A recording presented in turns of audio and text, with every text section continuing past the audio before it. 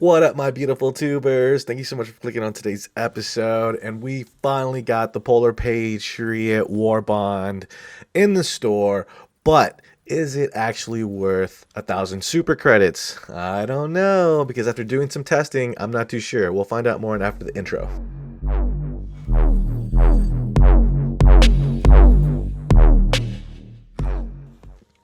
All right, so despite the major catastrophe going on with Steam and PSN, I am so glad that they went ahead and pushed through by giving us the new Warbond.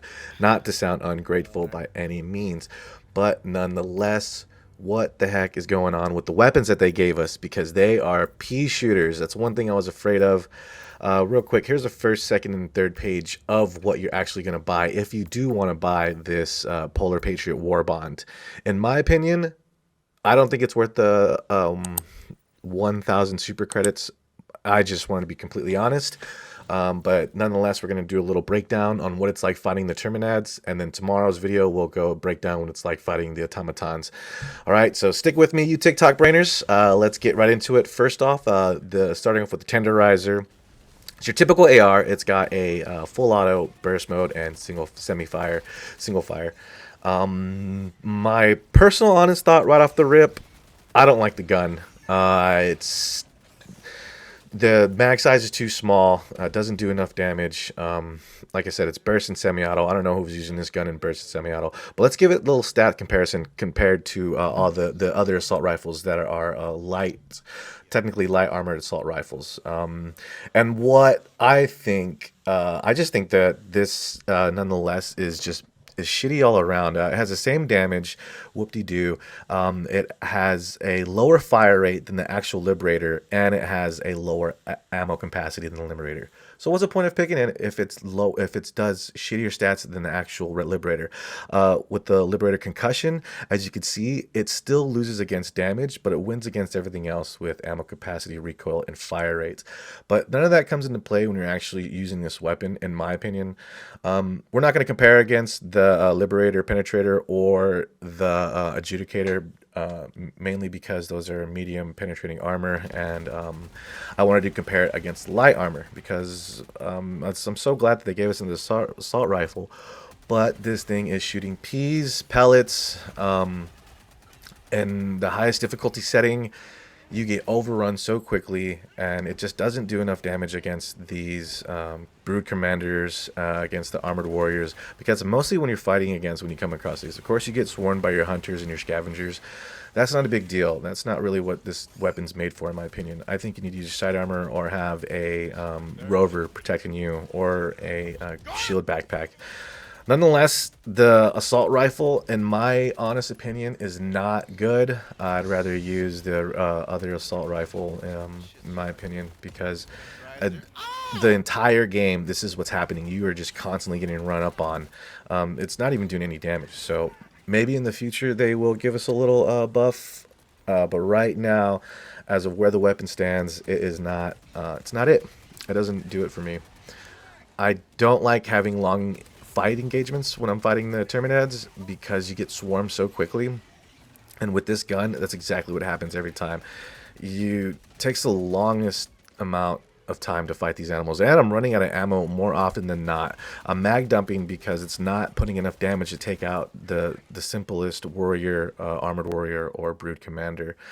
Nonetheless, still glad they gave us another one. Let's hop into the second page, all right? Because now we get the Pummeler, and we get the Impact Grenade, which is actually my little favorite. Pummeler against the Knight, of course, right? It does more damage, and it's gonna lose against a fire rate. But I don't know anyone using the Knight, so when I compared them both, the Pummeler one. So it's really going against the Defender here, and the Defender just beats it hands down. So what's the point of using the Pummeler if the Defender's stats are way better, way across the board when you're fighting against the Terminads? I don't know. It does feel good mag dumping on these guys, but that's just about it. When I was using this weapon, that was like the only thing that felt cool was just mag dumping on these guys, and that was it. I found myself running out of ammo way too much, just like how the assault rifle went down. I find myself using stratagems way more than I need to, and just constantly getting overrun. Did not have fun using this SMG as my main weapon in the battlefield, and I do not think you will either, but nonetheless, prove me wrong. Leave in the comment sections if you do like the weapon. The Impact Incendiary is awesome. I love it, just like the Impact Grenade, but it deals a bunch of fire damage, so perfect for bug holes. Just wanted to, like, you know, do a little crowd control and just have a nice little burst of fire. It's exactly what this thing does, and I love it. You get damage from the impact, and then you get damage from the fire damage too. So it's a fantastic weapon. On to the third page. All right, that's where we get the Plaz 101 Purifier. All right, and then this Purifier is just like the counterpart, dude, the Scorcher. All right, the pulse rifle fires a bolt superheated gas which explodes on impact. Each shot needs to be charged before you can fire it again. And just looking at the stats, it's kind of hard to compare the stats because it's kind of like its own weapon, much like the Scorcher, but I feel like it's way worse. I hate having to charge my weapon every time I need to fire it because it honestly messes with my mind. I play on controller, and I'm used to just holding down the fire button and having your weapon fire. I don't like holding the trigger down, charging a weapon, and then releasing it in order for it to fire.